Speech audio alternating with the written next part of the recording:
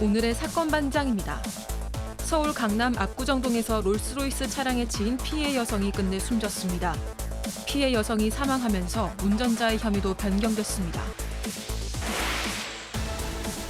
한 스타트업 대표가 직원에게 성추행을 했다는 제보가 사건 반장에 들어왔습니다. 직원은 이 일을 경찰에 신고하자 대표가 다른 혐의를 씌워 괴롭히고 있다고 주장했습니다. 인천의 한 고등학교에서 일어난 학교 폭력에 대한 제보가 접수됐습니다. 피해 학생은 일방적으로 폭행을 당했지만 주변에서 아무도 말리지 않은 걸로 드러났습니다. 뾰로로 안녕하십니까. 자, 백성문 변호사님. 네. 돌발 퀴즈. 돌발 퀴즈. 예, 날씨가 너무 불안하게. 춥습니다. 네, 너무 이렇게 추워요. 추운 날 진짜 돈 한 푼 들이지 않고 음. 따뜻하게 할 수 있는 방법 뭐? 힌트. 응? 지금 시청자분들은 안 추우실 거예요. 왜? 봄은 열받잖아요. 아, 사건 반장. 사건만 좀 열받으니까 이게 훅 열이 달아오르니까 안 춥습니다. 많이 보세요. 이게 재미없죠? 방송 시작하기 전에 다 짜고 있는데 어떻게 짜고 하는데도 이렇게 재밌게 하냐 진짜. 이거 아니 그 재미가 없어요 그 내용이. 사건 한 장 보시면 괜찮습니다. 네. 노잼 백성문 선생. 좋습니다. 자, 빨리 시작할게요. 진실 추적자 사건 반장 시작합니다. 연말이 되면서 술자리 부쩍 많아지고 있죠. 취객들에 의한 폭행 사건도 같이 늘고 있습니다. 자, 그젯밤 서울 은평구 주택가 골목에서도 마찬가지였습니다. 보시죠. 자, 흰색 옷 남성 골목길 걸어가는데 갑자기 누군가 야 임마 너 뭐야 하면서 옷으로 저렇게 휙휙휙 돌리더니 내려칩니다. 생전 처음 보는 남성에게 폭행을 당한 건데요. 자, 저 하얀색 옷 피해자 무려 전치 3주 피해 머리가 찢어져서 종합 수술을 받았다는데 에이 뭘 옷으로 맞았는데 무슨 머리가 찢어져. 바로 저 옷 안에 휴대폰을 넣어서 돌돌 돌려서 때렸던 겁니다. 예, 제발 술 마시고 개가 돼서는 안 되겠죠? 자, 오늘 출연자 소개 올립니다. 예, 자, 이자연 기자, 노잼 백성문 변호사, 예, 자, 이수정 경기대 교수, 양지열 변호사 나오셨습니다. 안녕하세요. 안녕하세요. 예, 세상에서 제일 사랑하는 김옥순 여사 사반하면 항상 이런 노래를 불러야 하신 최민성님, 어떤 노래 부르시는지 한번 들어볼까요? 나는 행복합니다. 나는 행복합니다. 나는 행복합니다. 나는 행복합니다. 아유, 사반 보면서 저렇게 행복하실 것까지요. 좋습니다. 자, 장모님이 하와이 사는 사위 광장시장 구경시켜준다고 데려가셨다가 거기 상인한테 심한 욕설을 들은 적이 있어요. 장모님이 말려서 저도 겨우 참았답니다 하신 크리스 박님.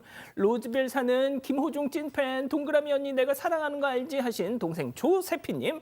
자, 고등학교 선생님 하느라 힘든 우리 안여사 학교 가기 싫다 할 때마다 너무 마음이 아파서 외동딸이 항상 미안하고 사랑해 하신 동탄의 한승목님.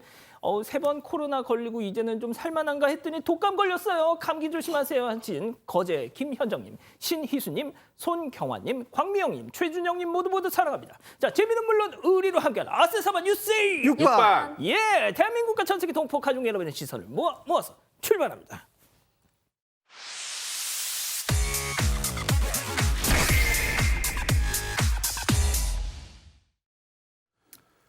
처음 가보죠. 예, 당장 와서 계산하세요. 느낌 오시죠? 사방가족께서 제보해 주신 영상으로 시작합니다. 만나보시죠. 자, 가게 안에 남성 2명 입장합니다. 예, 안내를 받고 자리에 착석을 하죠. 야, 어제 사건 반장 봤냐? 진짜 재밌지? 한참 퍼마시고 저렇게 자리에서 기립. 자, 직원들 바쁘게 돌아가는 그 사이 먼저 짐 챙긴 남성 나가고요. 다른 이도 저렇게 따라서 나갑니다. 자, 여기서 중요한 게 빠졌죠? 바로 계산을 안 했다는 겁니다. 아무리 술 취하고 인사불성이라지만 계산할 정신은 붙들고 있어야 되는 거 아닙니까? 네, 지난 17일 서울 성동구의 한 술집이고요. 밤 9시 20분쯤 두 남성이 옵니다. 그리고 약 4시간 동안 총 7만 원 상당의 안주와 술을 먹고 마셨습니다. 이 새벽 1시쯤에 직원들이 한창 바빴다고 하는데 이 틈을 타서 계산 없이 그냥 나갔습니다. 이 제보자인 업주는 혹시 담배 피우러 자리 비운 거 아닐까 싶어서 흡연실도 가보고 화장실도 가보고 또 가게 인근도 한 바퀴 둘러봤다고 합니다. 하지만 역시나 발견하지 못했고요. 결국 신고를 했습니다. 이 경찰이 두 남성이 쓴 소주잔 2잔을 회수해 가긴 했습니다. 하지만 열흘이 넘도록 아직까지 진척은 없는 상태입니다. 이 업주는 두 남성 빨리 와서 결제만이라도 좀 했으면 좋겠다면서 제보 주셨습니다. 네, 좋습니다. 자, 다음 이어가죠. 무인 매장 난리법석입니다. 자, 이번에도 사방 가족께서 제보해 주셨는데요. 자, 무인 점포에서 벌어진 정말 황당한 상황 만나보시죠. 자, 무인 아이스크림 가게에 입장한 남성. 자, 봉투를 꺼내더니 과자를 마구잡이로 싹쓸이합니다. 아유, 저거 다 자, 그런데 그대로 다시 진열대에다 올려놔요. 자, 지금 봉투. 지금 올려다 놨어. 진열대에다. 왜 뭐 하려고? 가져가려는 거 아니었어? 다시 올려. 자, 키 높이에 위에다가 막 던지기까지 합니다. 자, 담배를 꺼내 들고 가루를 바닥에다 솔솔 저렇게 뿌리더니 옷을 벗어 또 거기서 또 갈아입네. 아저씨 도대체 뭐 하는 거임?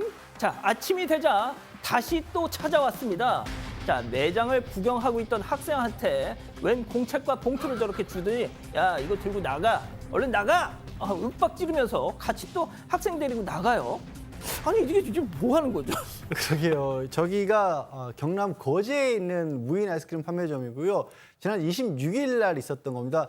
처음 저 남성이 등장했을 때 시간이 새벽 4시였어요. 새벽 4시에 갑자기 들어와서 이 여기저기 막 물건들 봉투에 담았다가 쓰레기 봉투에 버리기도 하고요. 자기 옷도 보신 것처럼 벗어가지고 다시 집어넣기도 하고 그리고 나서 두 번째 나타났을 때가 오전 8시였습니다. 비슷한 행동을 계속해서 반복하다가 아까 보신 것처럼 중학생이 들르니까 거기에 자기가 이게 봉투에 담아놨던 거랑 노트를 주면서 너 이런 게 없으니까 가져가! 그러면서 협박하다시피 물건을 떠넘겼다라는 거예요.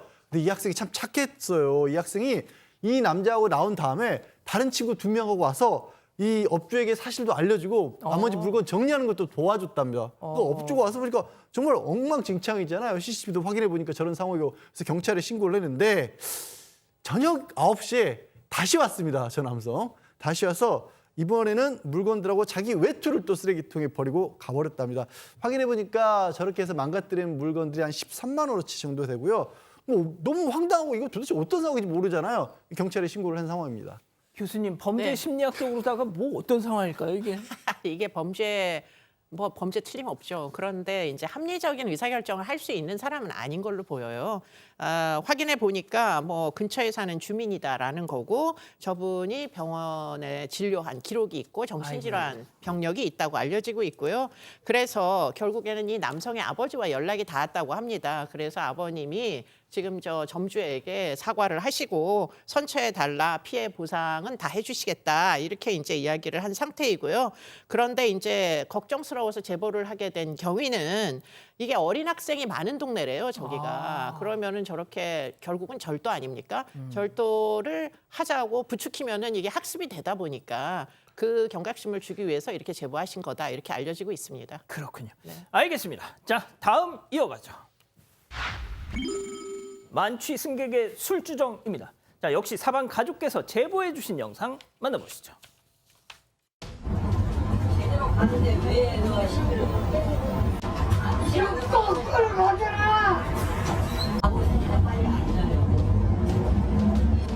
내가 때문에 이쪽으로 가야 되는데 그만하시라고요.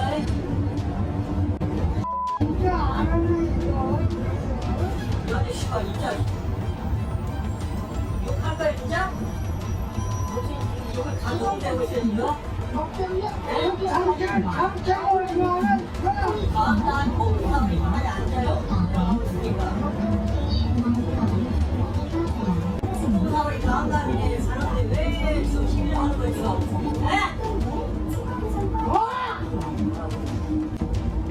아니 아니시라고요. 공부하고 나왔으니까. 자, 혹시 저기 버스에 양재열 변호사님 타고 계셨던 거 아니에요? 집으로 가는데. 노선이 비슷한 데를 가시네요. 네, 백 변호사님. 사는 데도 왜 저러고 살아, 비슷하고요. 진짜. 네, 양천구 목동의 한 거리에서 지금 저 버스 승객이 딱 봐도 완전 만취죠. 무슨 소리를 하고 계신지 본인도 잘 모르시는 것 같은데 저 버스에 탄 승객 중에 한 분이 버스 운전기사분의 저런 상황이 너무 안타까워서 찍어서 지금 제보를 하셨다고 하는데 보시는 것처럼 버스가 거꾸로 가고 있잖아. 그리고 이제 소리를 이제 버럭 지르는데 버스가 뒤로 간다는 소리인지 자기가 가고자 하는 데랑 반대로 간다는 소리인지 잘 모르겠는데 저렇게 얘기를 하고 근데 지금 보시는 것처럼 저렇게 술 취해서 옆에 서 있다가 혹시 버스가 급정거를 해야 되는 상황이 되거나 그렇게 되면 넘어진 본인도 많이 다치고 버스 그러면 기사분도 꼭 한문철 네. TV에다가 그냥 이 맞아요. 보상해달라고. 굉장히 곤란해지니까 앉으라고 여러 번 얘기했는데도 지금 보시는 것처럼 전혀 앉을 생각 없이 계속 뭐라고 하면서 오히려 저 사람 목적지를 아시는 것 같아요, 기사분이. 다음이니까 이제 준비하라고 막 이런 얘기까지 하는데 물론 뭐 이게 범죄가 된다 뭐 이런 걸 다 떠나서 저 나이 저렇게 많이 드시고 저 술 마시고 저기서 행패 부리면 저 택시 저 버스 안에 탄 분들이 어떻게 보겠습니까? 좀 정신 차리셨으면 좋겠습니다. 아 진짜. 자 다음 이어가죠. 누가 잘못했나입니다. 자 지하 주차장에서 벌어진 놀라운 장면 함께 만나보시죠. 자 보행자 앞으로 웬 차가 갑자기 휙 좀 빨리 왔어. 아이씨 깜짝이야. 왠지 그러는 것 같죠? 저 걸어가는 사람. 자 뭐라고 한 것 같아요. 자 그랬더니 본인 위로 꽝 했습니다. 예 밀어버렸어요 그냥. 자 지금 보세요. 자 뭐라고 한 것 같아. 자 그랬더니 밀어서 그냥 하면서 본인 위로 꽝. 자 이게 뭘까요 이게? 네, 저게 지난 12일 새벽 1시쯤이고요. 서울 송파구 아파트의 주차장입니다. 이 주차장을 저렇게 걸어가고 있는데 차 한 대가 빠르게 나오다가 저 보행자 가까이에서 멈춰 섭니다. 이 보행자가 놀랐다 보니까 항의를 하면서 살짝 다가갔다고 합니다. 그러다가 멈췄는데 그 순간 갑자기 이 멈췄던 차가 조금 움직이면서 다 못 지나간 저 보행자의 다리를 친 겁니다. 이 충격 때문에 보행자는 보시다시피 차 보닛에 잠시 올라탔다가 내려올 정도였죠. 이 보행자 측은 이걸 두고 항의했다는 이유로 일부러 들이받았다고 주장하고 있습니다. 게다가 자동차 이용해서 일부러 공격했으면 이거 특수폭행 아니냐 이렇게 주장하고 있는 상황입니다. 백 변호사님 네. 뭔가 좀 고의성이 보이기도 해요. 근데 참 어렵습니다. 왜요? 일단 저 운전자의 머릿속 안으로 저희가 들어가 볼 수는 없는 노릇이고 고의인지 실수인지. 근데 지금 일단은 처음에 올 때 부딪히지 않았죠. 근데 그 뒤에 아주 세게 엑셀을 밟은 건 아니고 살짝 부딪혔단 말이에요.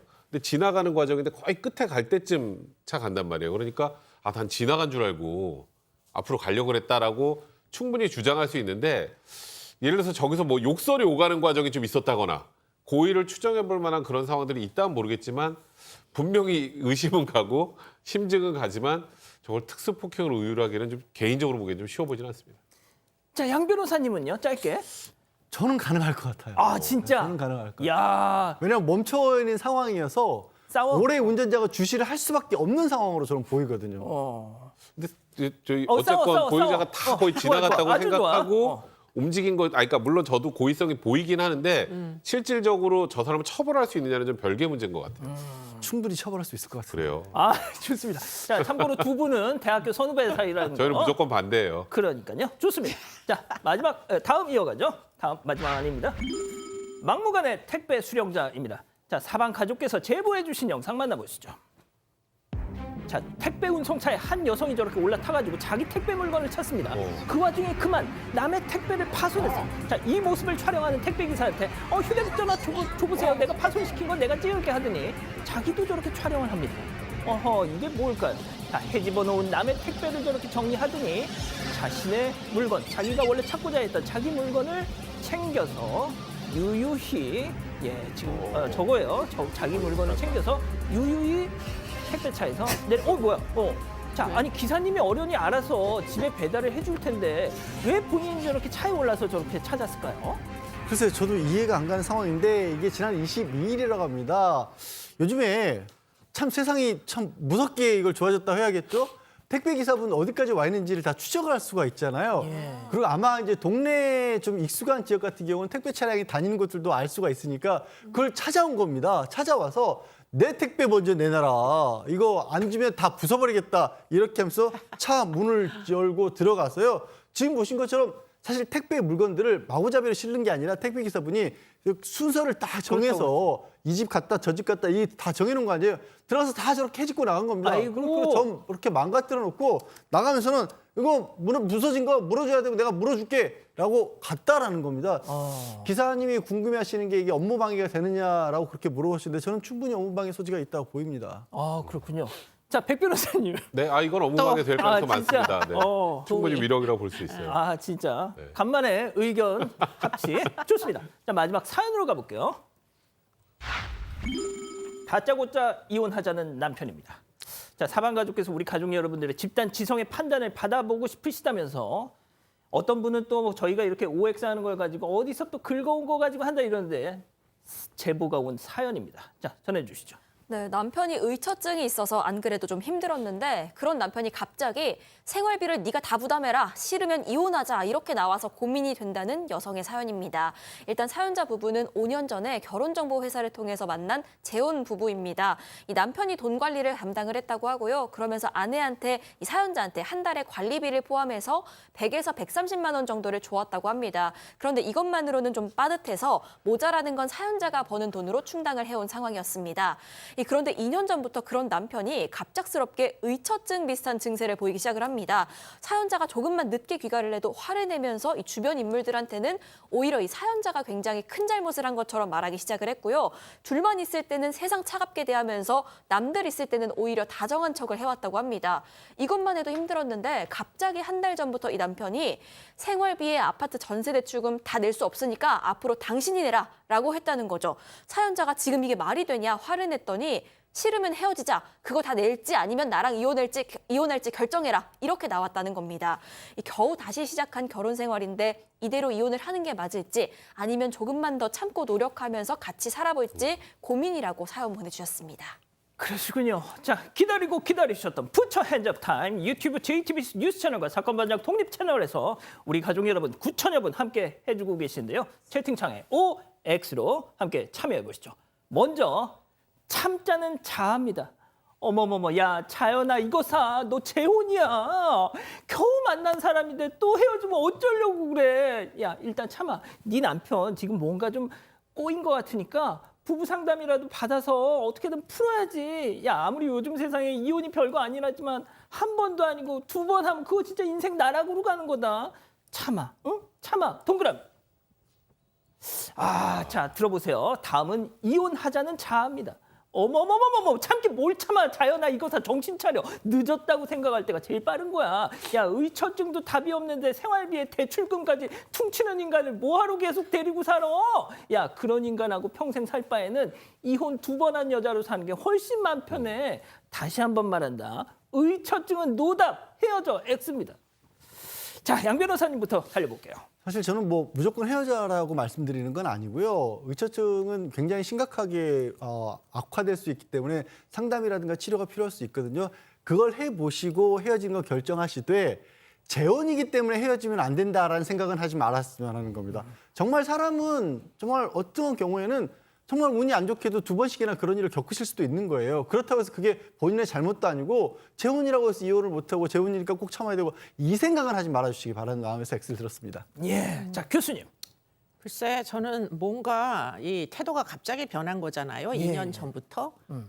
뭔가 다른 이유가 있지 않을까 의심이 정말 많은 그런 입장이고요. 뭐 혹시 어떤 다른 제3자가 있어서 지금 이런 식으로 덮어 씌우고 있는 뭐 문제를 일으키고 있는 이런 입장은 아닌가 뭐 이런 의심이 좀 듭니다. 그러다 보니까 이게 이유 없이 뭐 타당한 이유 없이 이렇게 이제 태도를 취하는 것은 상당히 문제가 있다 이런 생각입니다.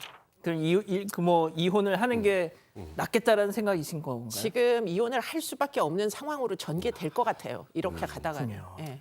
자, 백 변호사님. 지금 아까 의처증에 뭐 생활비에 대출금까지 다 갚아라 뭐 이렇게 얘기했다 그러잖아요. 근데 저 뒤에 것도 의처증의 일환이라고 생각이 들어요. 진짜요? 그러니까 돈이 없으면 딴짓 못 하겠지. 저는 전형적으로 이게 의처증이 심화가 되는 과정이라고 보이거든요. 그렇기 때문에 이 정도 상황이면 사실 의처증이 쉽게 이렇게 오늘부터 괜찮아져가 잘 안 돼요. 그러니까 아까 뭐 양 변호사님도 말씀하셨지만 이게 이혼을 한번 했었던 그런 가정이라는 것 때문에 고민을 하는 것보단 내가 제일 행복하고 내가 제일 앞으로 좋을 걸 찾는 게 제일 좋지 않을까.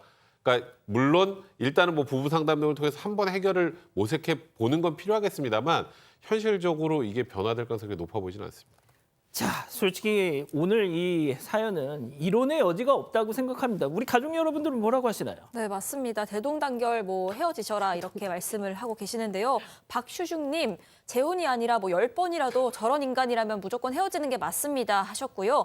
승희선님, 저 남자 본인이 밖에서 딴짓하는 거 아닌가요? 그러니까 아내를 의심하는 거죠 하셨습니다. 바른사람님, 저런 남편 같이 살면 평생 힘드실 거예요. 이런 의견 주셨습니다. 그렇군요. 자, 사건반장 제보 메일과 카카오톡 사건반장 제보 채널에서는 우리 가족 여러분들의 많은 사연과 제보 기다리고 있습니다. 자, 인천 계양구에서 라우리 마라탕 운영하시는 김규빈 사장님 보고 계시죠?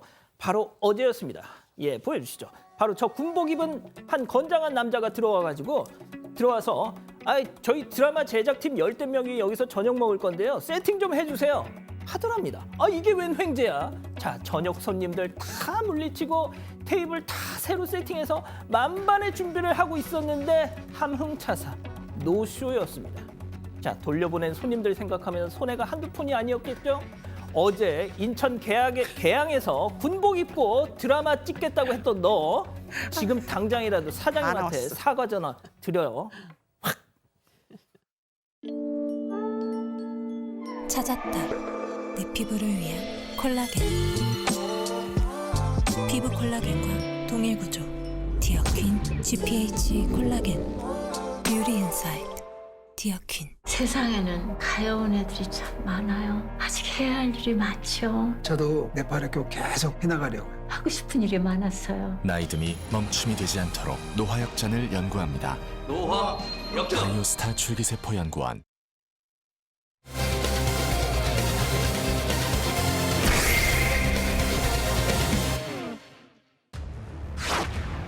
서울 강남 압구정동에서 롤스로이스 차량에 치인 피해 여성이 끝내 숨졌습니다. 피해 여성이 사망하면서 운전자의 혐의도 변경됐습니다. 여성의 안타까운 죽음을 짚어봅니다. 자, 저희가 참 많이 전해드렸죠. 신우준, 압구정 이 롤스로이스. 신우준, 결국 이 피해자분이 돌아가셨어요. 네, 사건 발생 약 4개월 만에 끝내 숨졌다는 안타까운 소식이 전해졌습니다. 일단 이 20대 여성은요, 지난 8월 2일 저녁 시간 퇴근길이었습니다. 이 서울 압구정역 4번 출구 인근에서 인도로 돌진한 롤스로이스 차량에 치였습니다. 이 4개월 가까이 의식을 회복하지 못하고요, 중환자실에서 뇌사 추정 상태로 있었습니다. 이 자가 호흡이 불가능해서 산소 호흡기에 의존하고 있었는데 지난 25일 새벽 5시쯤에 결국 숨졌습니다. 이 혈압 저하로 인한 심정지였고요. 어제 발인까지 마쳤다고 합니다. 고향이 대구기 때문에 이 유해는 대구 인근 납골당에 안치가 된 상황입니다. 자, 그러면 신우준, 피의자 신우준에 대한 혐의도 바뀌어야 되겠죠? 네, 맞습니다. 보통 이런 사고가 나서 피해자가 굉장히 위독한 상태로 있다가 안타깝게도 사망하는 경우에는 죄명이 상해에서 사망 관련되게 바뀝니다. 그러니까 이번 같은 경우는 일단 특가법상 도주치상, 그러니까 뺑소니로 사람이 다쳤다라는 혐의에서 도주치사, 그러니까 피해자가 사망한 것으로 이제 혐의가 바뀐 것이고요. 일단은 형량 자체도 굉장히 다릅니다. 도주치상 같은 경우는 1년 이상의 유기징역 또는 500만 원 이상 3천만 원의 벌금형에 처해진다면 도주치사, 피해자가 사망한 경우에는 거의 살인죄와 버금가게, 무기 또는 5년 이상의 징역형에 처해질 수 있습니다. 자, 그럼 여기서 첫 번째 사건 체크포인트 짚어보죠. 이제 와서 합의라는 게 도대체 무슨 얘기일까요? 그래서 피해자 가족인 친오빠가 법정에서 6분 정도 이제 증인으로 참석을 해서 말씀을 좀 하셨습니다. 이제 비대면, 그러니까 이 피고인을 보기도 힘들었겠죠. 그래서 비대면으로 바깥에 나가 있는 동안 오빠는 법정에서 얘기를 했는데 그런 말씀을 했어요. 갑자기 이제 와서 반성문 내고 합의를 해달라고 그런다, 협의를 하자 그런다 그러는데 뭐 몸으로 움직인 것도 없고 어떤 뭐 반성을 한다고 하는데 어떻게 하자는 말도 없이 그냥 두루뭉실하게 합의보자고 변호사를 통해서만 전해왔다라는 거예요. 그러니 이 증인인 친오빠 입장에서는 이 사람이 진짜 잘못을 반성하는 건지 아닌지도 모르겠고 늘 저희도 얘기하는 거 있잖아요. 반성을 판사한테만 한다. 이런 식의 취지들을 말씀을 좀 하셨던 겁니다. 지난 15일에 3차 공판이 있었는데 거기서 저런 얘기를 했다는 겁니다. 자, 근데 그날 재판에서 또 다른 증인이 있었죠? 네, 이 현장에서 사고를 목격하고 또 신고까지 한 여성이 있습니다. 이 여성이 증인으로 출석을 했는데 이 당시에 판사가 부담스러우면 비공개로 진행을 해도 된다 이렇게 얘기를 했지만 괜찮다고 하면서 당시 상황을 또렷하게 증언을 했습니다. 일단 사고 당시에 이 피해 여성이 차에 깔리는 걸 목격했다 이런 얘기를 이어갔고요. 그러면서 당시에 신 씨와 눈이 마주쳤는데 웃는 표정이었다. 당시 신 씨가 몸을 가누지 못하면서 걸어가기에 술에 취했다고 생각했다 이런 얘기를 했습니다. 또 경찰에 체포될 때 반항하는 모습이었고 정확하진 않지만 뭔가 소리치는 것처럼 보였다고도 증언을 했습니다.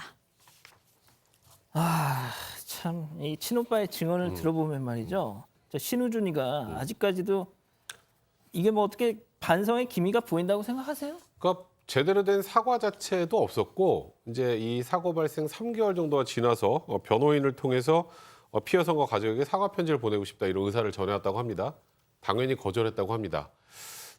일단은 아까 양재열 변호사 말씀하셨던 것처럼 피해자에게 진심으로 사과하고 사죄하는 게 1번인데 형량을 낮추기 위해서 법원에 반성문 내고 이 사과 편지를 이제 형 선고 얼마 남지 않은 상황에서 보낸다는 건 본인 형량 낮추기 위한 의도 그 이상 그 이하도 아니라고 판단을 했던 거고요.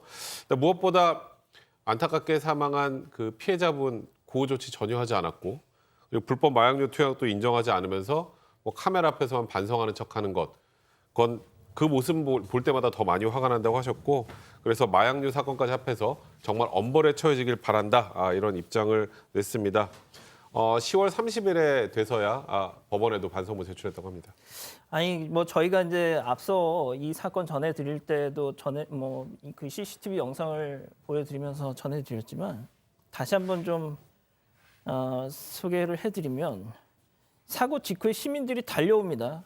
그래서 깔린 그 피해 고인을 꺼내려고 할 때 신우준이는 그냥 운전석에 앉아서 휴대폰으로 어디 전화하고 있었어요. 응? 그리고 또 이후에 사고 현장을 이탈해서 자기 그 약을 처방했던 병원으로 갑니다. 경찰은 그걸 병원 측과 입을 맞추는 행위였다 이렇게 판단하고 있는데 돌아와서는 경찰이 체포를 하니까 아예 안 죽었잖아 하면서 막 소리를 치더라는 거예요, 경찰들한테. 자, 교수님. 저 인간 저거 어떻게 해야 됩니까, 저거? 뭐 너무 안타깝죠. 이제 엄벌해야 된다. 이 정말 일말의 어떤 양심의 가책도 없는 당시의 상황을 고려해 보면 이건 정말 엄벌이 당연하다 이렇게 생각이 되는데 더군다나 지금 뭐 합의를 시도하겠다라고 주장하지만 문제는 지금 시인을 안 하고 있어요. 도주한 것도 시인 안 하고 약물했던 것도 시인 안 하고 그러면서 도대체 무슨 합의를 하자는 건지 결국은 사고를 내게 된 여러 가지 경위에 대해서 하나도 인정 안 하면서 그러면서 그냥 합의만 계속 종용하고 있는데 제가 너무 걱정스러운 건 요즘은 형사 공탁 같은 거를 걸어가지고 기습 공탁 돈을 갖다가 법원에다 맡기고서는 그리고는 마치 뭐 합의가 됐냥 하는 어떤 감경 인자로 인정해 달라는 주장이 나올까 봐 미리 이제 그렇게 해서는 안 되겠다는 말씀을 좀 드립니다. 자, 양 변호사님 언제 선고가 나올까요? 일단 지금 재판이 다 끝난 건 아니고요. 마지막 재판이 12월 20일입니다. 그때가 결심이라고 하죠. 그때 이제 검찰에서는 몇 년을 선고를 해 주십시오라고 구형이란 걸 하고 그 이후에 한 달 정도 후에 보통은 선고를 하거든요. 그래서 1월 중순경에는 아마 재판부의 판결이 있을 것으로 보입니다. 자, 영화 배급사의 직원으로 합격을 해서 대구에서 서울로 상경을 했습니다. 그 쥐꼬리만한 월급을 받으면서도 꼬박꼬박 대구에 계신 부모님께 용돈을 붙였던 아주 귀한 따님이었다고 합니다. 예. 이 유족들은 어떻게 앞으로 사실 수 있을까요? 자, 일단 이렇게 정리하고요. 두 번째 사건 이어갑니다.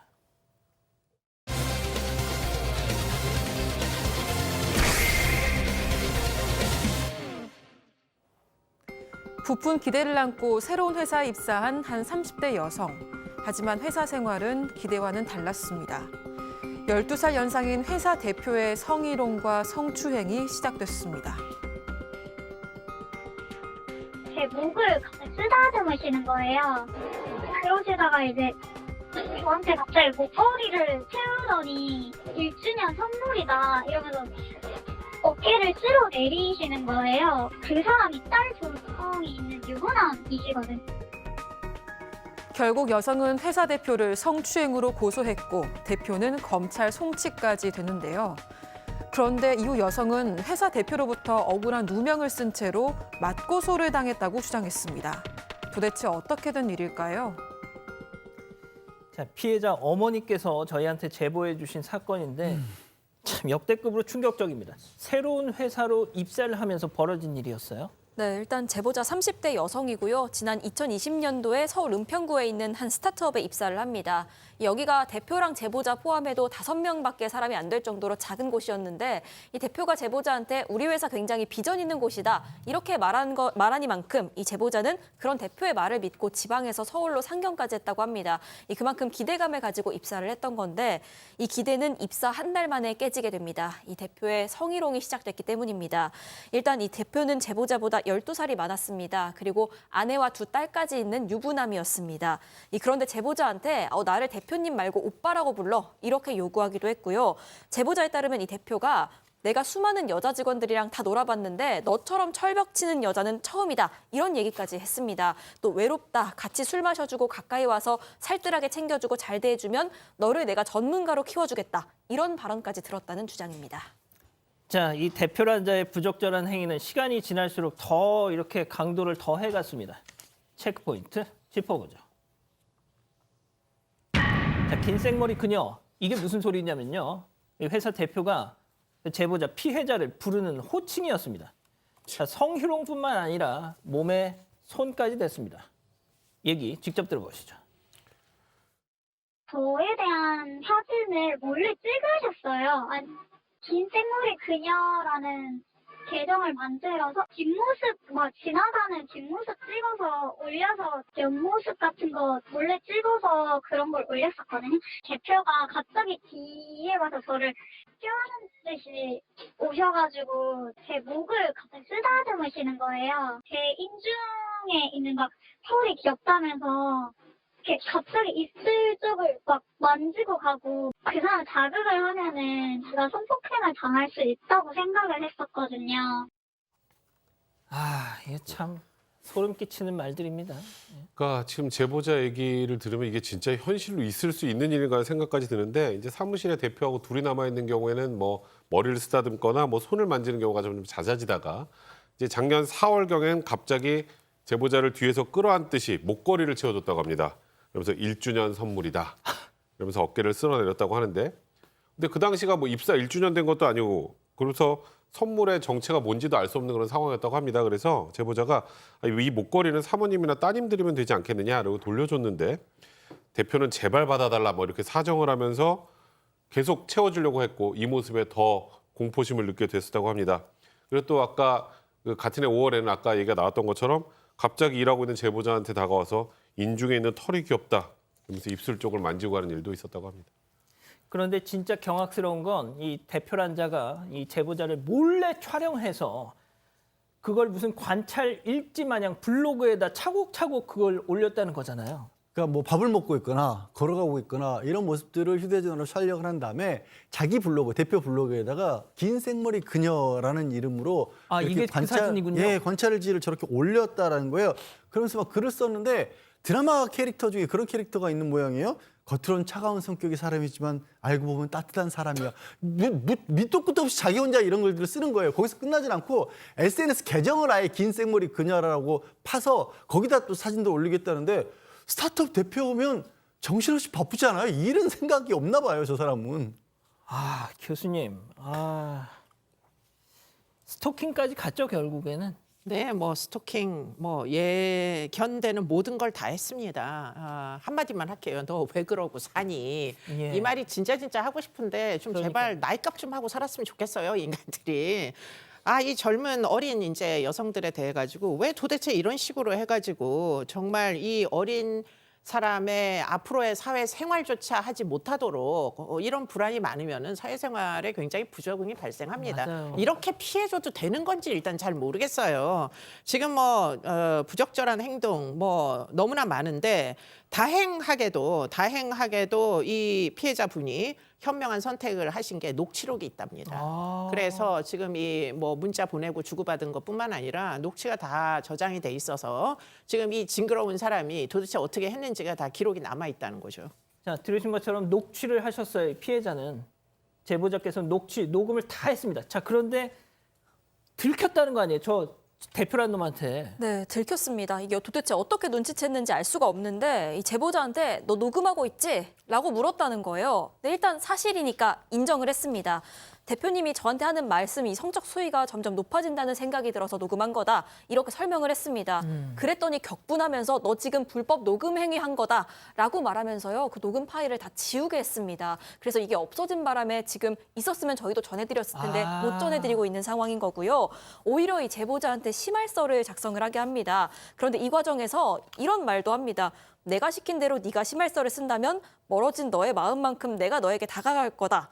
뭐 이 와중에 이런 얘기를 또 했다고 하고요. 이 제보자 제외하고 전 직원한테 이 제보자가 불법 녹음을 했다. 그래서 징계위원회가 열릴 거다라는 내용의 메일을 돌렸습니다. 정작 제보자는 이런 징계위가 열리는지 알 수가 없어서요. 동료가 알려주고 나서야 알아차렸다고 합니다. 자, 아마 지금 이 사건을 보고 계신 분들 중에서는 아우 저런 놈의 회사에서 뭘 그냥 계속 다녀. 그냥 퇴사해버리지 하시는 수도 있어요. 자, 그런데 이 제보자분은 정말 당당하십니다. 내가 잘못한 게 없는데 내가 왜 회사를 그만둬? 라는 생각을 하셨다는 거예요. 자, 징계위원회 소식에 회사로 가셨대요. 자, 그런데 그날 폭행 사건까지 벌어졌습니다. 네, 일단은 이건 불법 녹음도 아닙니다. 대화하는 상대방과의 그 내용을 녹음한 것은 불법 녹음도 아닌데 어쨌건 지금 이 부당한 상황에서 혼자 갔다가 또 무슨 봉변을 당할지 모른다는 생각이 들어서 친구와 함께 회사에 갔다고 합니다. 그런데 이 회사에서 이 친구에 대한 폭행 사건이 있었다는 건데 일단 제보자에 따르면 화장실에서 이 대표를 이제 친구가 만났는데 그래서 누구누구 대표님 맞으시냐 이렇게 물으니까 다짜고짜 주먹을 휘둘러서 폭행을 했다고 합니다. 그때 제보자는 바깥에서 직장 동료들하고 얘기를 나누고 있는 상황에서 폭행 현장에 직접 있지는 않았는데 그 과정에서 회사 대표가 나도 맞았다. 이럴 때 맨날 나오는 거 있죠. 쌍방 폭행을 주장을 하는데 이 제보자 친구는 얼마나 심한 폭행을 당했는지 이 폭행으로 허리 수술까지 받았다고 합니다. 현재 장애 진단까지 신청한 상황이라고 하는데요. 근데 여기서 끝이 아니고요. 이 따님이 성추행당하고 부당하게 징계한다 뭐 이런 얘기까지 들으니까 부모님이 얼마나 속상하시겠어요. 그래서 어머니가 회사로 찾아오셨다고 합니다. 아, 예. 근데 직속 상사가 이 제보자 어머님의 뭐 팔, 가슴 밀어내면서 쫓아내는 일까지 발생했다고 합니다. 그래서 제보자는 정말 이 회사랑은 도저히 말이 통하지 않는구나. 여기는 도저히 내가 있을 수 없겠다는 생각에 그제서야 퇴사를 했다고 합니다. 자, 그래도 조금의 상식은 있겠지 싶어서 내가 내 발로는 절대 나갈 수 없다. 잘못한 게 없으니. 그래서 버텼는데 이 꼴을 당하시고는 그날 바로 그냥 사표를 내신 거예요. 자, 근데 문제가 여기서 끝이지 않습니다.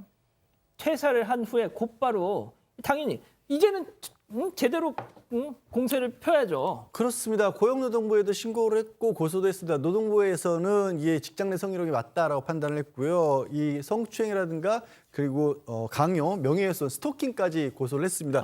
그중에서 경찰에서 1차 조사를 해본 결과 스토킹 빼고 나머지는 다 인정이 된다라고 해서 검찰에 송치까지 했는데 예. 이 제보자는 그렇게 얘기를 해요. 경찰에서 얘기를 들어보니까 경찰에 가서 조사를 받으면서 이 대표라는 자가 나 만진 건 맞는데 그 다음은 짐작하실 거예요. 그거 동의가 있었기 때문에 만진 거야. 내가 잘못한 거 일방적 성추행 아니야. 이런 식으로 얘기를 했더라고. 일단은 제보자의 주장입니다만 저렇게 얘기를 했답니다. 자, 제보자가 회사 대표를 고소해서 검찰 송치까지 됐습니다. 자, 그런데 여기서 끝이 아니에요. 이 대표란 인간은 이 제보자를 쉽게 놔주지 않았습니다. 직접 얘기 들어보시죠. 그분이 이제 성추행 검찰로 송치되고 나서 저를 또 퇴사 1년이 지나서 업무상 배임으로 고소를 하셨어요. 제가 들고 가지도 않았는 영업 비밀에 대해서 제가 영업 비밀을 들고 갔다고 이제 고소를 하셨는데 제가 거의 디자인 업무를 했었거든요.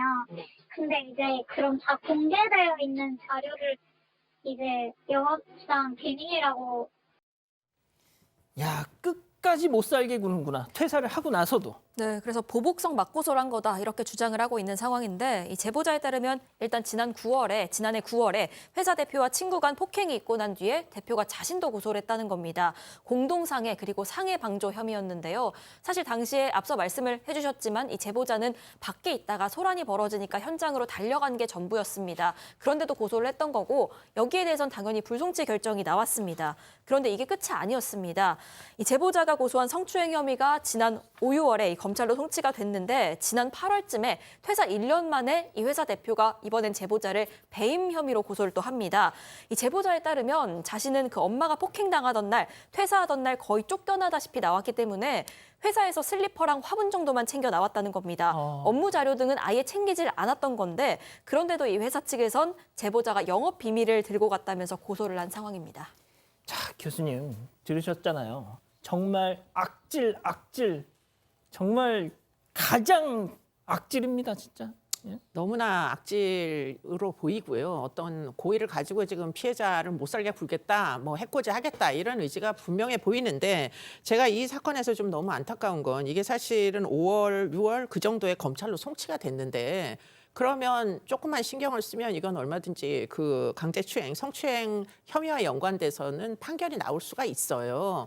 그런데 지금 최근에 너무 이 재판들이 지연되면서 이게 사실은 금년을 넘기고 내년으로 넘어가면 그 사이에 또 이 사람이 맞고소를 했기 때문에 배임죄로다가 그 사건으로 지금 피해자는 이미 공동상해나 상해 방조로 경찰의 조사를 받았는데 또 다른 혐의로 배임죄로 또 이제 조사를 받아야 되는 지경이에요. 과연 이렇게 해도 되는 건지 이 보통 사람들의 정의를 과연 이제 이렇게 지연시켜가지고 계속 피해자가 골탕 먹게 이렇게 내버려둬도 되는 건지 저는 사실 이제는 재판부에 좀 묻고 싶어요. 이 강제추행 혐의 어떻게 하실 겁니까? 예. 진짜 너무너무 답답합니다. 알겠습니다. 두 번째 사건 일단 이렇게 정리하고요. 다음 사건 이어갑니다.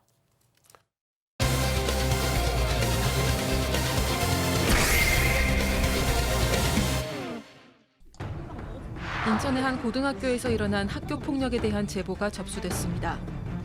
피해 학생은 일방적으로 폭행을 당했지만 주변에서 아무도 말리지 않은 걸로 드러났습니다. 어떻게 된 일인지 알아봅니다. 말죽거리 잔혹사 영화 보면 옥상으로 따라와 뭐 그러잖아요.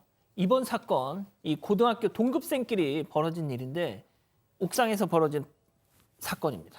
네, 피해 학생은 고1 여고생이었고요. 지난 17일 이 오후 8시 반쯤에 친구가 노래방에 있다면서 같이 놀자고 해서 그 노래방으로 가게 됩니다.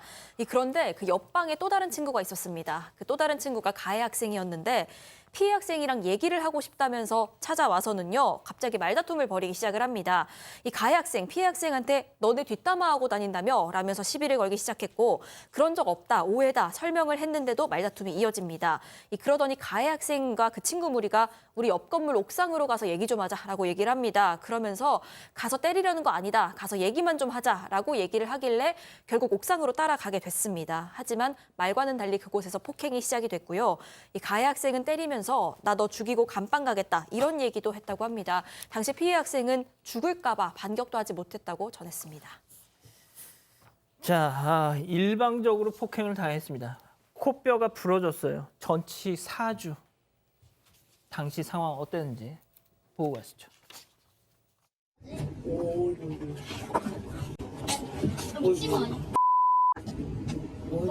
안면 강타. 야, 강 때려, 강 때려. 야, 발로 까. 아니, 너무 발로. 파운딩. 야, 파운딩 알려줄게. 파운딩 알려줄게. 야, 목 돌라. 아니, 찍어 그냥. 그래, 왜 이렇게 찍어 그냥. 미쳤냐? 자, 교수님, 그러니까 이게 참 저희가 이런 학폭 사건 전해드릴 때마다 문명의 발달이 낳은 정말 이게 누구나 이걸 가지고 있다 보니까 글쎄 말이에요. 맨날 저짓입니다, 저게. 예? 정말 이게 상황을 어떻게 하면 멈추게 할 수 있을까 정말 좀 걱정이 되는 상황이 전개되고 있는데요. 점점 심화가 되는 중이다. 더군다나 저거 너무 쉽게 공유를 하다 보니까 지금 저 영상이 마구 떠돌아다닌다는 거 아니에요, 지금. 그렇기 때문에 이 굉장히 심각한 상황이다라는 걸 같이 좀 공감을 해주시면 좋겠고요. 그런데 이제 그러다 보니까 저 사실 막 부추기는 친구들, 쟤네들 다 처벌해야 됩니다. 저게 사실은 뭐 때리지 않았다고 공동 폭행으로다가 처벌 안 하는 거 이거 사실 지양하고 다 엄벌해야 되는 것이고 더군다나 우리가 성착취물 불법 촬영죄로 처벌하잖아요. 저것도 다 불법 촬영죄로 전 좀 더 넓게 처벌해야 된다는 생각입니다. 왜냐하면 피해자가 찍히고 있는 거 몰랐잖아요. 그러니까 저거는 다 불법 촬영물이 맞는데 성적 목적으로 찍히는 게 아니다 보니까 엄벌하기도 굉장히 어려운 이런 이제 측면들이 있습니다. 그래서 전반적으로 봤을 때 좀 더 엄벌할 수 있게 좀 더 경각심을 갖도록 이렇게 좀 시스템을 바꿔야 되겠다 이 생각이 듭니다. 얼마 전에 천안에서도 집단 폭행 사건이 있었잖아요. 공터에서 있었던 거. 그때도 야야 와 진짜 와 때렸어 막 이러면서 그 때리는 이 자식도 정말 이 녀석도 문제지만 그 옆에서 추임새 넣는 녀석들도 예? 자, 아무튼 경찰 출동했습니다. 가해자는 조사 받았어요. 자, 근데 그날 가해자가 보인 행동 또 역시나였습니다. 체크포인트 짚어보죠. 담배 뻑뻑, 침 찍찍입니다. 갔다 와 경찰 조사 받고 와가지고 당일 또 SNS 라이브를 했어요. 또 예, 그걸 또 저희가 보여드려야 됩니다. 잠깐 보시죠. 너 신고가 됐냐? 걔가 걔가 담배 다 폈어. 오는 사람들인데. 아까 그래 나는 담배 안 써. 담배 안 피는 여자야.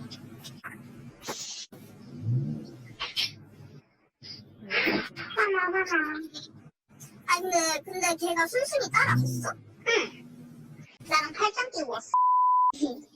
순순히 가방 벗던데 때리래. 내 때리고 있는. 근데 때리면 야 그만 때려 이랬는데 더 때려 이랬어. 걔 맞고 나서도 웃었잖아. 자, 중요한 게 뭔지 아세요? 쟤네들 지금 한 얘기 다 거짓말입니다. 다 거짓말이에요. 자, 양 변호사님.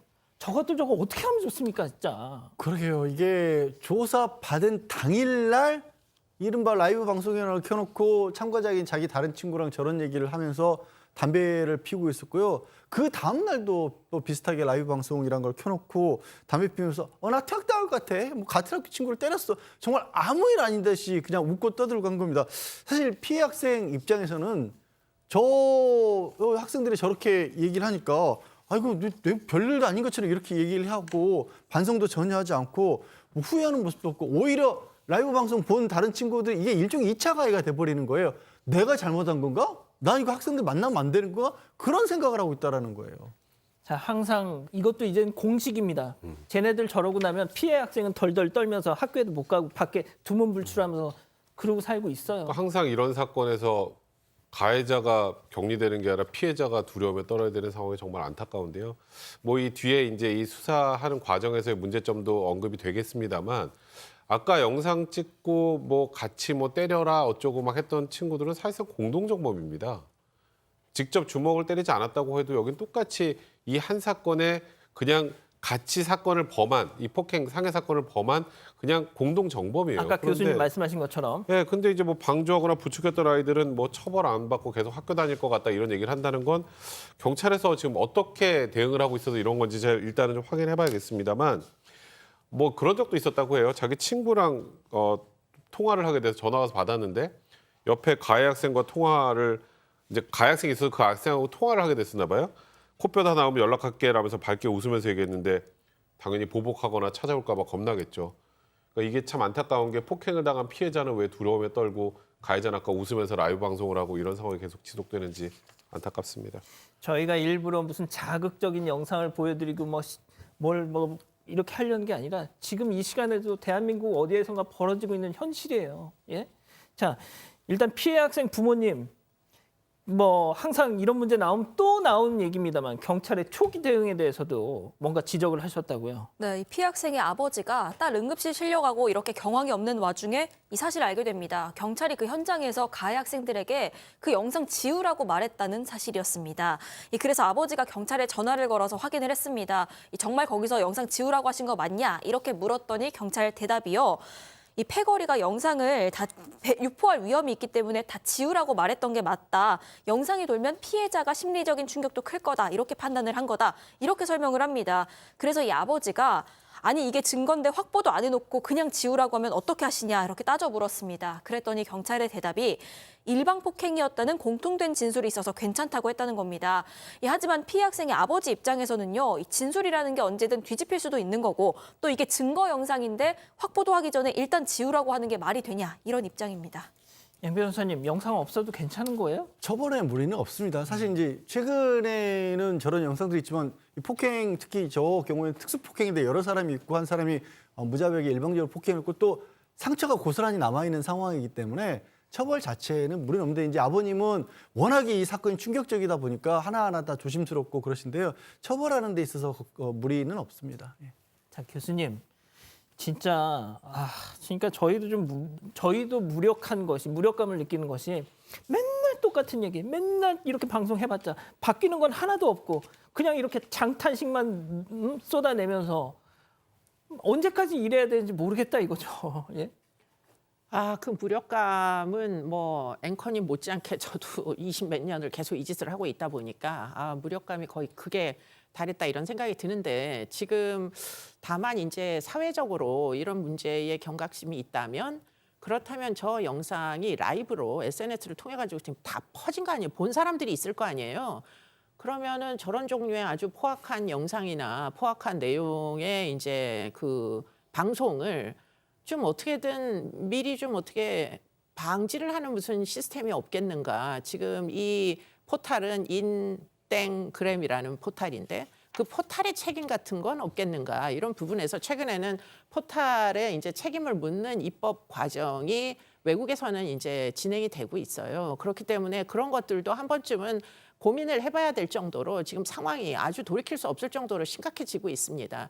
이거는 사실은 아직 얘네들이 교육 대상자, 미성년자들이기 때문에 교육부에서도 이게 교과과정 안에 지금 이런 것들이 얼마나 하면 안 되는 일인지 가르쳐야 되는 일종의 뭐 그 디지털 리터러시 교육 이런 것들 제대로 이루어지고 있는지 초등학교 때부터 사실은 세세하게 살펴야 되는 상황이 아닌가 그런 생각도 듭니다.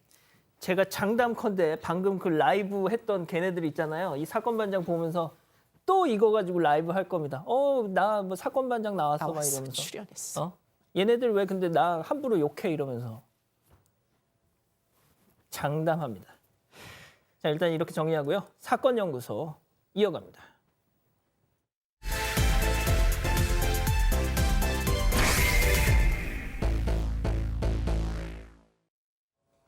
(2015년 4월) 깊은 새벽, 앳된 두 남녀가 숙박업소로 들어갑니다.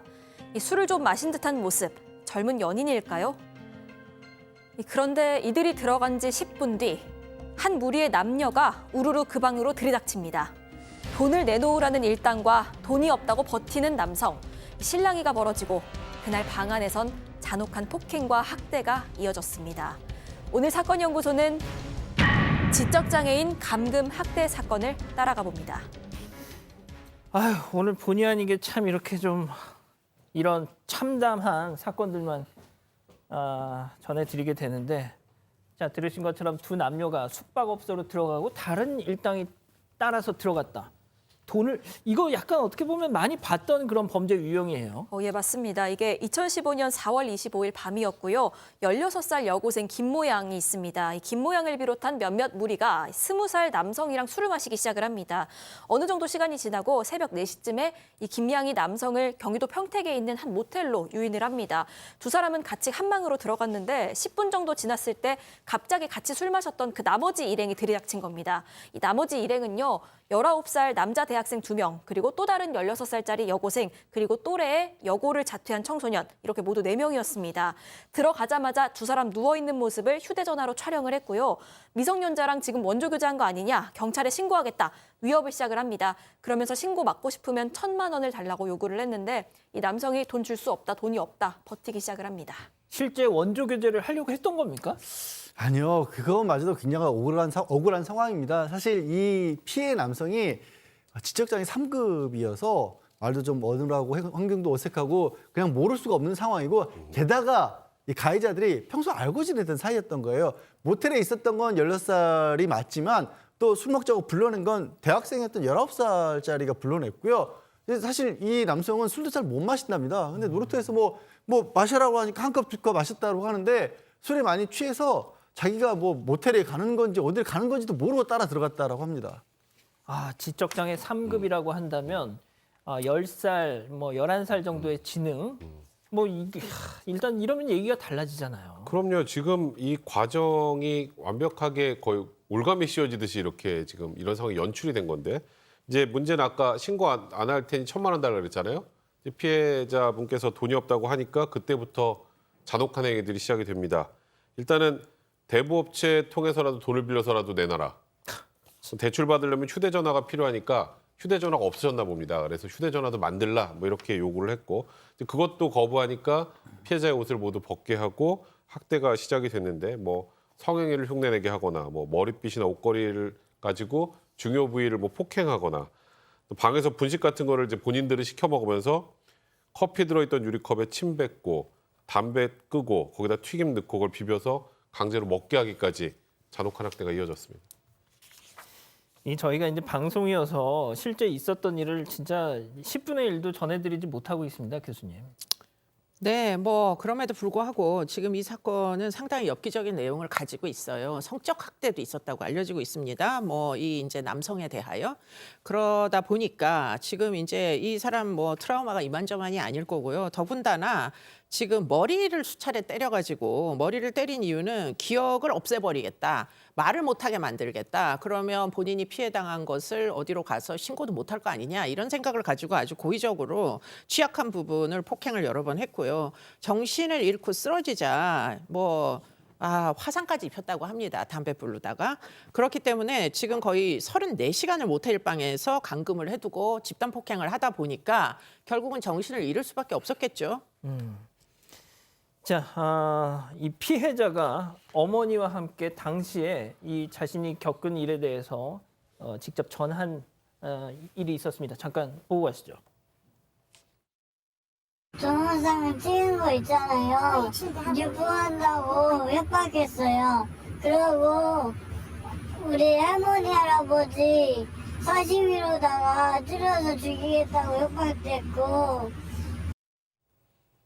이걸 10대들이 저짓을 했다는 거잖아요. 네, 그런데 당시에 이 피해자가 정신을 잃은 상태에서 깨어나질 않으니까 이들이 순간적으로 숨졌다고 판단을 합니다. 그리고서는 이 시신을 어떻게 유기할지 그 장소를 물색을 하기 시작하고요.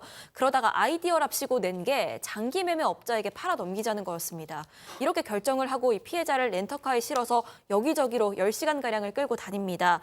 이렇게 장기 매매 업자한테 넘기면 증거가 남지 않을 거라고 생각을 했던 것 같습니다. 정말 큰일로 이어질 뻔했던 건데 그러다가 이 일당 중에 여고생 한 명이 좀 죄책감을 느껴서 중간에 이탈을 합니다.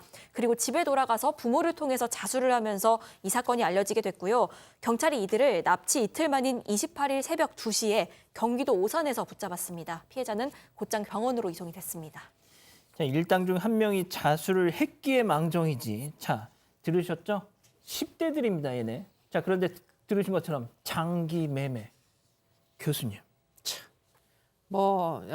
혀를 차게 하고요. 근데 이제 좀 눈여겨봐야 될 거는 이게 두 명이잖아요. 남자들은 거의 다 큰 만 19세면 어른이고요. 이 여자들은 16세, 17세, 아직은 미성년자들입니다. 이들에 의하여 일어난 일이에요. 20여일간 이들에게 맞은 피해자는 깨어나지를 못했다고 합니다. 전치 12주 진단을 받았고 그런데 이제 대뇌 타박상 그리고는 외상성 대뇌 경막하 출혈도 있었고요. 그리고는 이제 이독 화상까지 입었고 머리를 심하게 다쳐가지고 지금 이제 중추신경계에 약간의 문제가 심각해진 것 같고 그리고는 지금 발톱이 3개나 빠졌고 이루 말할 수 없는 지금 후유증이 이만저만이 아니라고 지금 알려져 있습니다. 자, 그런데 이 피해자 아까 잠깐 그 인터뷰하는 장면으로 나갔는데 저런 무지막지한 녀석들하고 어떻게 엮이게 된 겁니까? 그러니까 피해자가 원래 이제 미용을 배우려고 미용실에 다닌 적이 있었는데 그 당시 무리 중에 한 명이 손님으로 왔다가 친해졌다고 합니다. 근데 처음에는 밥도 자주 사주고 그래서 굉장히 좋은 친구들이라고 생각을 했다는데 아마 이때부터 무언가 이 피해자를 어떻게 이용할까라는 고민을 이 무리들이 했던 것 같고요. 왜냐하면 이 사건 나기 한 일주일 전쯤에 피해자의 휴대전화 요금이 400만 원 넘게 나온 적이 있었다고. 예?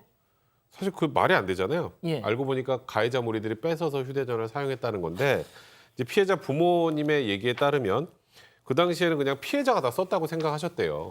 그래서 피해자 혼내고 어쩔 수 없이 400만 원 나온 비용을 다 부담했었는데 그걸 보고 아마도 이 가해자 일당들이 저 집에 돈이 많네 이러면서 범행을 준비한 것 같다는 그런 입장입니다. 자, 이 폭행에 감금에 성적 학대, 장기 매매, 시도까지 그 시간이 무려 46시간이었습니다. 자, 거의 이틀인데 반성은 안 했겠죠. 네, 피해자 측에 따르면 사건 수개월이 지나도록 제대로 사과 한마디 하지 않았다고 하고요. 그러더니 유명 변호사를 선임합니다. 그리고 200만 원이라는 터무니없는 액수를 이 합의금으로 제시를 했습니다. 또 그 자퇴한 여고생이 있었잖아요. 그 여고생의 경우에는 사과 한마디 없다가 공판 진행이 되니까 갑자기 피해자 어머니에게 전화를 합니다. 그러고서는 대뜸 화를 내면서 그 부모가요. 우리 딸은 세상에서 제일 착한 딸인데 그럴 리가 없다. 억울하다라고 얘기를 했다는 겁니다. 또 첫 재판에서 한 여자아이 같은 경우에는 들어오다가 자신의 어머니랑 눈이 마주친 것 같은데 그 눈이 마주치니까 손가락으로 V자를 그려 보였다는 겁니다. 그러면서 웃기까지 했다고 하고요. 이런 일들이 알려지면서 인터넷상에서는 엄벌 촉구하는 서명운동까지 벌어졌습니다. 당시 관련 기사를 보니까요. 그 헤드라인 제목이 악마가 된 여고생들이었습니다. 자, 양 변호사님. 제가 이제 참 이 사건 반장 진행하면서 이걸 벌써 몇 번을 인용하는지 모르겠는데 드라마 모범 택시에서 제가 제일 명대사라고 꼽는 거 어리다고 죄의 무게까지 가벼워지는 건 아니다. 그렇죠. 그래서 재판부의 판사도 특히 여고생들에게는 이게 그 나이 또래 소녀라고는 도저히 상상할 수 없는 반인류적 범행이라고 얘기를 했습니다. 그리고 그 모텔로 처음에 유인했던 16살 김모 양 같은 경우에는 징역 장기 15년에서 단기 7년. 이게 어쨌든 소년법에 미성년자에게 내릴 수 있는 최고형을 법정 최고형을 언도를 한 거고요. 다른 여고생 같은 경우도 12년에서 7년 그리고 7년에서 5년을 선고를 했습니다. 그리고 이 사건 자체를 주도했던 건 사실은 그 19살 대학생들이었거든요. 그 대학생들은 처음에는 징역 20년과 12년이 선고가 됐었는데 이제 나중에 피해자와 합의를 했습니다. 그리고 합의를 했기 때문에 징역 15년과 징역 10년으로 감형이 되긴 했습니다. 그 교수님 아까 말씀하셨지만 이 사건의 진짜 주범들, 여고생 애들, 얘네들은 이미 나왔을 수도, 지금 사건 반장 보면서 어머 쟤네들 왜 내 얘기하고 있어? 또 그러고 있을 수도 있단 말이죠. 네, 뭐 그럴 수도 있겠죠. 근데 이제 지금 여학생들 같은 경우에 7년 그리고는 7년 2명 그리고는 5년짜리 아까 신고한 애 그 친구가 아마 5년 받은 것 같은데 지금 2015년도 사건이니까 지금 출소했겠죠. 그렇기 때문에 지금 이런 문제를 이렇게 이제 이게 사실 조건 강도라고 해서 미성년자 성매매를 가장하여 결국 성인 남성들에게 올가미를 씌우는 이런 범죄는 일종의 범행의 패턴으로 이미 고정이 됐어요. 더군다나 여기에 최근에는 이제 영상물까지 등장을 합니다. 영상물로 협박해서 돈 뜯고 이런 일반화된 범죄의 형태에 대해서 앞으로 이제 어떻게 할 건지 사실은 기존의 양형으로는 도저히 커버할 수 없는 그런 문제들이 있고 더군다나 이 미성년자들은 처벌을 하는 것으로 끝나지 아니해요. 지금 20세가 돼서 출소를 하면 그다음에 이 이제 젊은 여성일 텐데 어떻게 살 겁니까? 학력도 없고 결국에는 뭘 하고 지금 살고 있을까요? 그게 더 걱정이에요. 그러니까 지금 이 소년 사법 체계 전반에 걸쳐서 좀 한 번쯤은 들여다봐야 되는 그런 문제가 있다 이런 생각이 듭니다. 알겠습니다. 자, 사건 연구소 이렇게 정리하고요. 글로벌 픽 이어갑니다.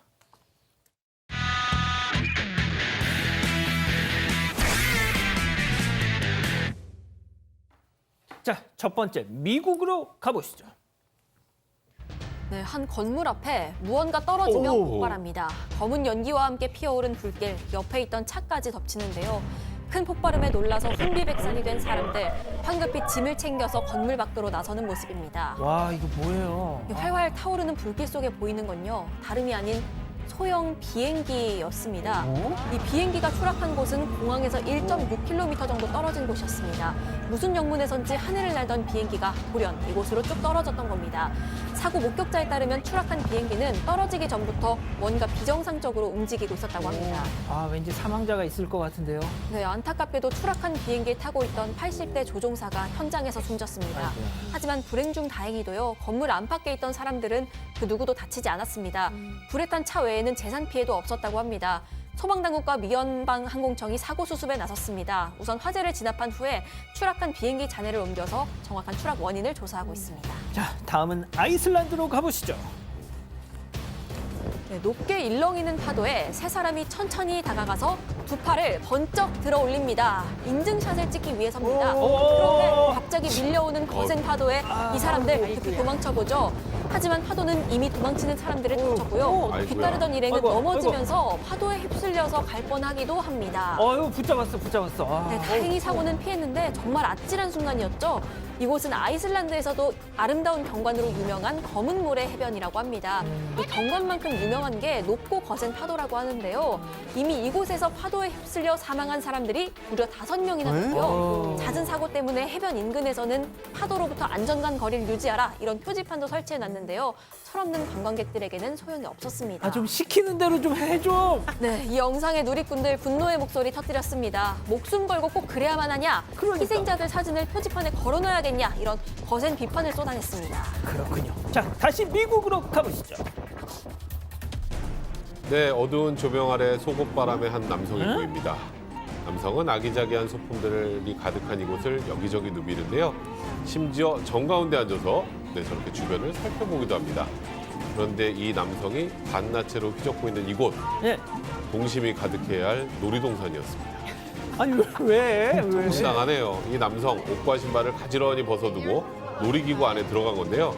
이 남성의 알몸 소동에 놀이기구가 잠시 멈춰야만 했습니다. 그리고 순수한 어린아이들이 이 모습을 눈앞에서 목격했습니다. 아, 이런. 남성은 직원들에게 쫓기다 결국 사람들의 눈이 더 많은 야외까지 나왔는데요. 이번엔 더 심각하게도 정말 실오라기 하나 걸치지 않은 모습입니다. 나체의 남성과 직원들 간의 기나긴 신랑이 끝에 경찰이 나섰습니다. 그리고 그제야 이 남성 담요에 둘둘 감긴 채 놀이동산 밖으로 끌려 나왔습니다. 저렇게 안 들고 가. 무슨 약간 세네요. 돼지 이렇게 들고 나가듯이. 경찰에 따르면 이 남성 약물을 복용한 상태였다고 하고요. 음란물 노출 혐의로 체포됐습니다. 하지만 병원 치료가 우선이라는 생각 때문에 병원으로 먼저 옮겨졌고요. 알몸 소동으로 잠시 멈췄던 놀이기구 바로 정상 운행됐고 다행히 다친 사람은 없다고 합니다. 자, 좋습니다. 다음은 최근 온라인에서 화제가 되고 있는 영상 함께 보시죠. 네, 세워져 있는 차로 경찰들이 다가갑니다. 운전자의 신분증을 확인한 경찰, 뭔가 문제가 있는지 운전자를 내리게 하는데요. 자, 무슨 상황인지 영상으로 만나보시죠. Okay, because I can't get you to come back. Is there any reason that it wouldn't? Not that I can think of. Okay. You mind just want to step out for me for a second? Okay, it'll just be a second. Would you mind just stepping out with me as well? Yeah. What was your name? Mariah? Mariah. Yeah. So yeah, there's something just kind of an issue with this license sweep now. So if you just kind of want to step over here and I can talk to you.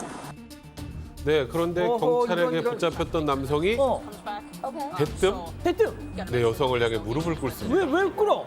네, 그리고 손을 내미는데요. 네, 영상 이어서 보시죠. 설마. What? I love you so much. You're my best friend. I want to spend the rest of my life with you. Are you kidding? Are you kidding? Let's get married. Are you kidding?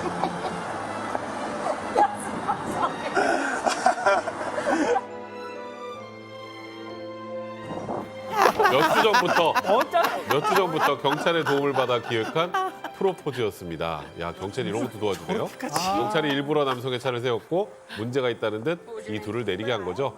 황당한 상황에 이 여성 놀라긴 했지만 이내 예스라고 말하며 승낙했다고 합니다. 일각에선 아니 경찰이 왜 이런 일까지 하냐 그런 비판도 나왔다는데요. 경찰은 오히려 항상 안 좋은 상황만 접하다 행복한 일을 도울 수 있게 되어 기뻤다고 전했습니다. 아유, 교수님. 짧게 한 말씀만. 뭐 프로포즈 받는다면 노. 왜? 네? 왜요? 공권력 남용. 깍쟁이. 자, 마지막 픽 주인공 동물입니다. 네, 다람쥐 한 마리가 입에 낙엽을 잔뜩 물고 다가옵니다. 남성 손에 놓인 견과류 때문인데요. 다람쥐는 남성의 손에 이 낙엽 부스러기를 전부 내려놓더니 가장 큰 땅콩부터 냉큼 집어듭니다. 아니, 이게 뭐야, 이거? 입안에 다 들어가지도 않는 땅콩을 열심히 우겨 넣어보는데요. 볼이 터질 듯한데 또 다른 견과류들을 볼에 한가득 채워 넣습니다. 이 다람쥐는 마치 낙엽을 돈인 것처럼 지불하고 저렇게 휙 떠났다고 합니다. 다람쥐에게 낙엽페이를 받은 이 남성, 2년 전부터 정원에 찾아오는 다람쥐들과 친하게 지내고 싶어서 견과류를 선물해 왔다고 하는데 이 언젠가부터 다람쥐들도 경계를 풀고 다가와서 이 남성이 건넨 견과류를 잔뜩 챙겨가곤 했다고 합니다. 그런데 항상 빈손으로 왔다 떠난 다람쥐가 이렇게 낙엽 선물을 해줬던 겁니다. 낙엽 너나 좋지, 그럼 왜? 귀여운 다람쥐의 모습에 누리꾼들은 저게 바로 다람쥐 화폐다, 고마워서 보답한 거다라면서 다양한 해석을 내놨다고 합니다. 신기합니다. 신기한 영상이었어요. 좋습니다.